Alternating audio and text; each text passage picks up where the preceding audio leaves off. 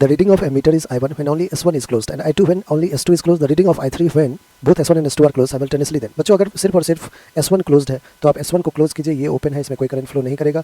जो सर्किट हमारा हो जाएगा वो हो जाएगा resistance R, another resistance is 6R। ठीक है, बैटरी आपने कनेक्ट कर दिया है ई वोल्ट का, यहाँ पे आपने एक एमीटर लगा दिया है, करंट I1 रीड कर रहे हैं। I1 will be E upon Ohm's law से I equals to V by R। So I1 will be E upon R कितना है, R प्लस 6R सीरीज में है तो 7R हो गया, ये रह गया I1। आइए सिमिलरली I2 फाइंड करें। I2 के लिए क्या कह रहा है कि S1 क्लोज्ड है, सॉरी S1 ओपन है, S2 क्लोज्ड। अगर S2 क्लोज है तो फिर इससे कोई करंट फ्लो नहीं कर रहा है, ये एक R हो गया और ये 12R हो गया और फिर ऐसे करके सर्किट हो गया। ठीक है, तो 12R plus R 13R। So I2 will be E same है डिवाइडेड बाय 13R, ये I2 हो गया। अब I3 के लिए कह रहा है कि I3 रीडिंग तब होगी जब आपने S1 S2 दोनों को क्लोज कर दिया है। लीजिए S1 S2 दोनों स्विच को क्लोज कर दिया।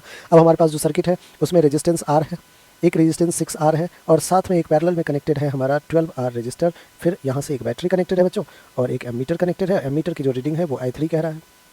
आइए अगर I3 कह रहा है एमीटर की रीडिंग तो I3 होगा कितना, तो फिर से ओम्स लॉ कह रहा है E अपॉन R इक्विवेलेंट। अब R इक्विवेलेंट के लिए हमें पहले 6R 12R दोनों क्या है पैरेलल में है, तो इसका इक्विवेलेंट फाइंड कर लेते हैं। 6R ऊपर दोनों का multiplication R1 into R2 divided by R1 plus R2 that is 6R plus 12R।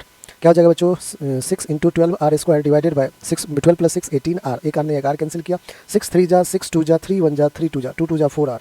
तो बच्चों 4R ये दोनों जो पैरेलल है उनका इक्विवेलेंट 4R आ गया, प्लस R करेंगे तो कितना आ जाएगा 5R। तो 4R plus R will be 5R। So I3 आ गया E अपॉन 5R।